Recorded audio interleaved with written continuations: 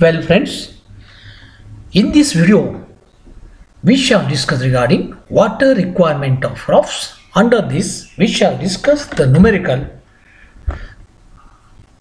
for determination of reservoir capacity and assessment of canal revenue. In the previous video we have discussed regarding determination of design discharge into the canal. So coming to the example on this reservoir capacity, the base period, intensity of irrigation and duty of various crops under a canal system are given in the table below. Find the reservoir capacity if the canal losses are 20% and the reservoir losses are 12%.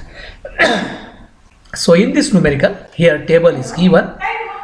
There are various crops, base period, area under the crops and duty for the crops. So here wheat, sugarcane, cotton, rice, vegetable, these crops are given, base period is also given, area is given, duty is given, and from this we have to calculate the reservoir capacity.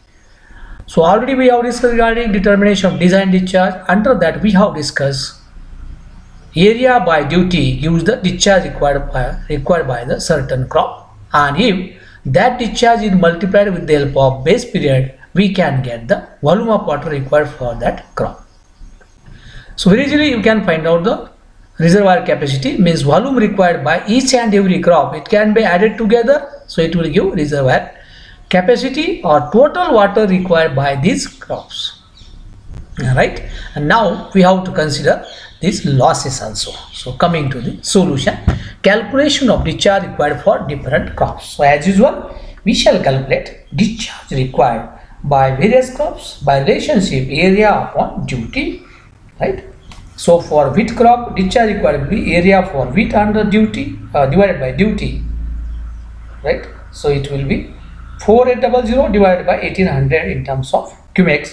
So volume of water required, if this discharge is multiplied with the help of base period, we will get the volume. So here this area divided by duty, it will be discharge in terms of cumex, multiplied with the base period, it will be cubic days, right? So volume of water will be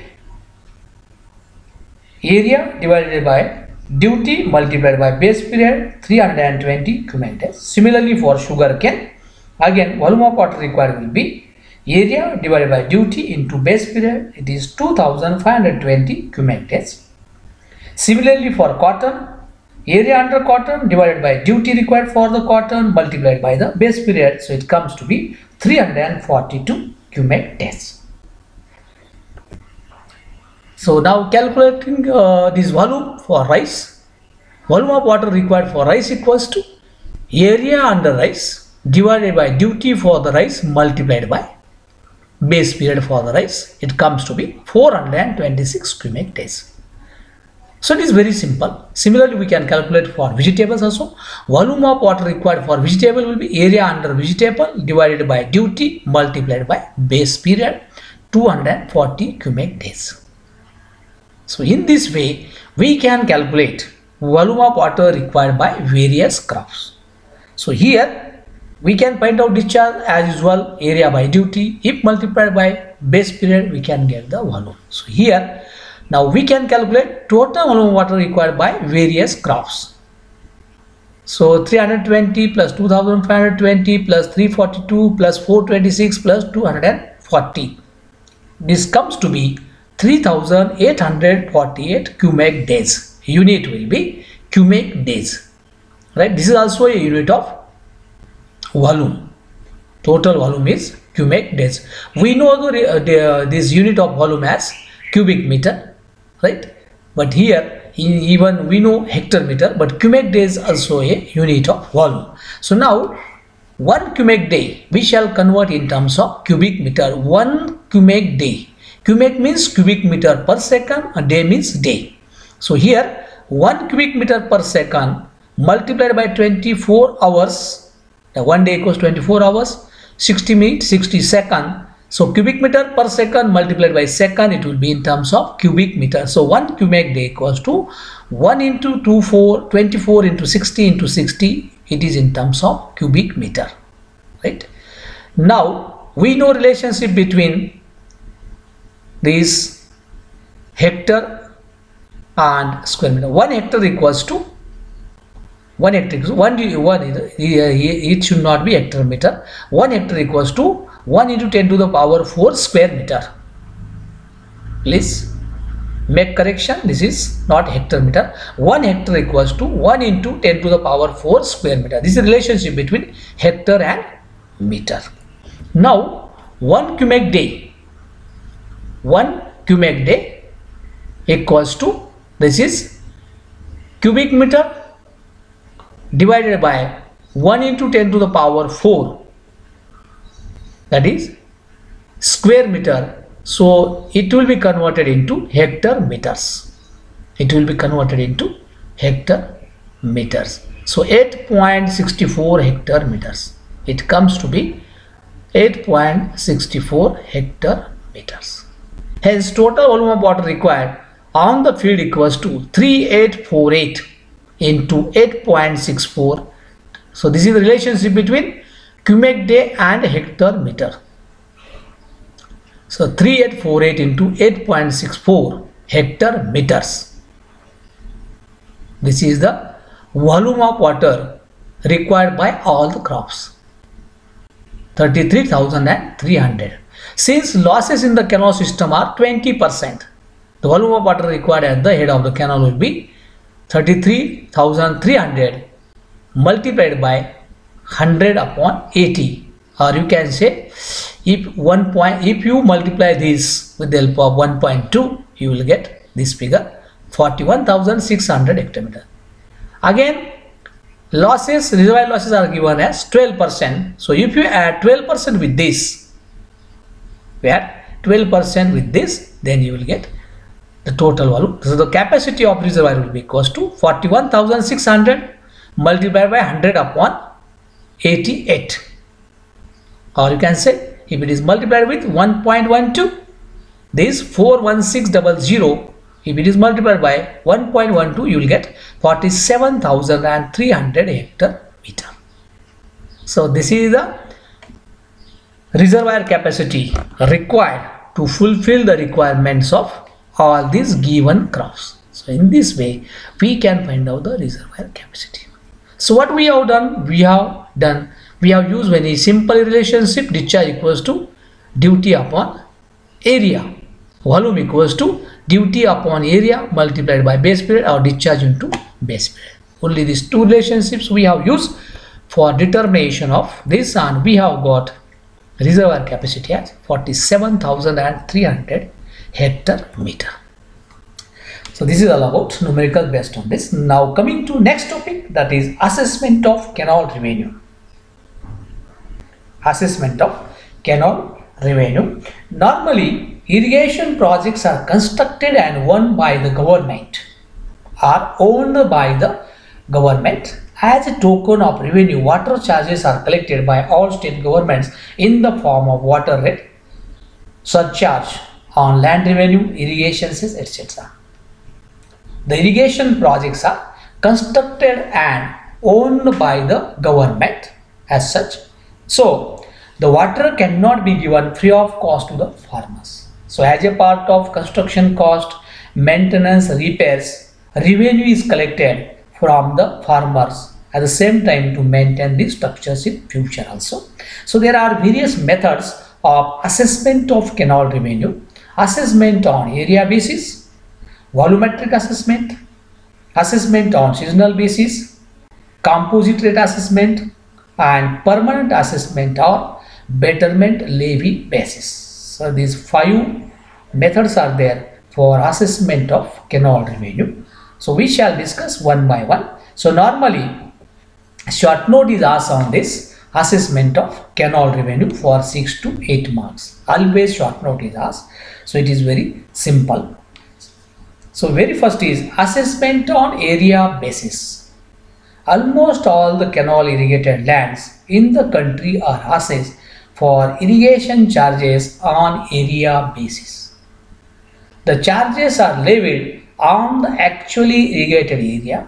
The charges are fixed crop wise. So as a part of this assessment on area basis, the water is given to the farmers on the basis of area purchase. On the basis of area purchase. Only time span is decided on the basis of it, water is given, and during that time the farmer has to irrigate his land. So it is a area basis. So what are the drawbacks? So there is a wasteful use of water. Encourages intensive irrigation rather than extensive irrigation. Irrigators in head reaches of the canal draw more water and tail irrigator suffers. So these are the drawbacks. So in case of this assessment of area basis, as water is given on the basis of area, so the tendency of the farmer is to flood a farm, so that there will be intensive use. In fact, the water should be given to the farms in such a way that their requirement will get fulfilled. The requirement of the crop will get fulfilled. But farmers will not think, as water is allotted, they will irrigate their field as like they will flood it. They will flood it. So it comes under wild method of irrigation. So there will be wasteful use of water. It encourages intensive irrigation rather than extensive irrigation. And major drawback is the irrigators in the head reaches. Whatever farmers are there at the head of the canal or distributary, they will use water, or they will draw more amount of water with compared to tail irrigators, and sometimes these tail irrigators won't get water in particular scheduling also. This is the major drawback. So this is regarding assessment of canal based on area basis. Now next is volumetric assessment. So in this method, charges are levied on the basis of actual volume of water supplied at the outlet head. It requires installation of numerous water meters. Most economical use of water in the field leads to more extent of irrigation area. So in case of this volumetric assessment, as name suggests, water is given on the basis of volume to the irrigators. So whatever amount of water is required by the irrigators, only that much amount will be given to the lands. So with this method, there will be optimum use of water. But this method requires installation of numerous water meters. It is little bit difficult as well as uneconomical and not feasible also sometimes. So coming to advantages, most economical use of water in the field. As water is given on volumetric basis, whatever amount of water is required, only that much amount will be given to the fields. So here there will be extensive use of water. Minimum wastage of water. There will be minimum wastage because whatever amount is required, that much amount will be given. So no seepage losses will be there, no water logging problems will be there. Leads to extensive irrigation. Already we have discussed. So there will be extensive use of water. Shortfall in the supply can be located. So as water is distributed on the basis of volume, right? So we know water discharge into the distributor canal, and we can calculate the water which is going to the farmers or going to the tail side or at the outlet with their pump meter. So shortfall in the supply can be located wherever it is happening. Disadvantages are, in case of this, higher initial cost as meters are required. So obviously initial cost will be very high. Tendency on the part of cultivators to draw water in unauthorized manner, as meter system is there and the charges will be based on the volume of water utilized. So there is a possibility of tendency by the cultivators, by the irrigators to draw water in unauthorized manner. So there is a possibility of theft of water in case of this volumetric assessment. Problems of silt and debris. So due to these silts and debris carried by the water courses or field channels, there is possibility of damages of this water meter. So this is regarding volumetric assessment. Short note may be asked on this method, volumetric assessment. Now coming to assessment of canal revenue based on seasonal basis and rate assessment. So as name suggests, assessment on seasonal basis. So here in case of this method, water is distributed to the farmers, to the irrigator based on the season. So based on the season, the assessment is based on the kind of the crop grown in the particular area in the crop season. This method is not used in India. So in particular season, the farmer has to grow particular crop, and based on that crop, so in complete command area or the area which is coming under that distributive or you can say canal system, all the farmer has to grow the same crop so that rotation can be maintained. But this is not happening in India, right? 25 years ago the method was used in Maharashtra, in Ahmednagar district also, but nowadays it is not used. The next is composite rate assessment. What is this composite? As its name says, it is a composite rate assessment. So combined land revenue and water tax are levied from the cultivators. Under this composite rate assessment, land revenue and water charges are levied together from the irrigators. It is not much common method of assessment. It is also not a common method, not used in India, not used in Maharashtra. Now last is permanent assessment or betterment levy basis. In areas where canals are provided as insurance against drought, the farmers are levied at a fixed rate every year, irrespective of the fact whether or not they use the canal water. In drought year, the farmers are allowed to draw canal supplies without paying extra charges to normal betterment levy. So in case of this permanent assessment or betterment levy assessment, in some areas or drought prone areas, wherever there is a drought or some areas coming under the drought, you can take the example of this Koparga also. Nowadays, this year also there is a good rainfall, but this comes under rain shadow zone. So here whatever canals are constructed, you can treat as a drought area. So in areas canals are provided as insurance against drought. In drought prone areas, canals are constructed to ensure or to insurance against drought. The farmers are levied at a fixed rate every year. So as canals are constructed, so irrespective of a drought, in the particular year there is a drought or not, on the permanent assessment, levies will be charged from the irrigators by the government, whether that water is used or not by the irrigators. So in drought year, the farmers are allowed to draw canal supplies without paying charges extra to normal betterment levy. So this is called as permanent assessment or betterment levy assessment. Why it is permanent assessment? So irrespective of the drought, farmers has to pay the revenue. Why it is called as betterment levy basis? Because the canals are constructed in drought prone areas for betterment of the farmers only, and that's why every year, irrespective of the farmers, irrespective of the drought, irrespective of use of water, the revenue is collected from the farmers. So it is called as permanent assessment or betterment levy assessment. So this is all about determination of reservoir capacity and assessment of canal revenue. Thank you.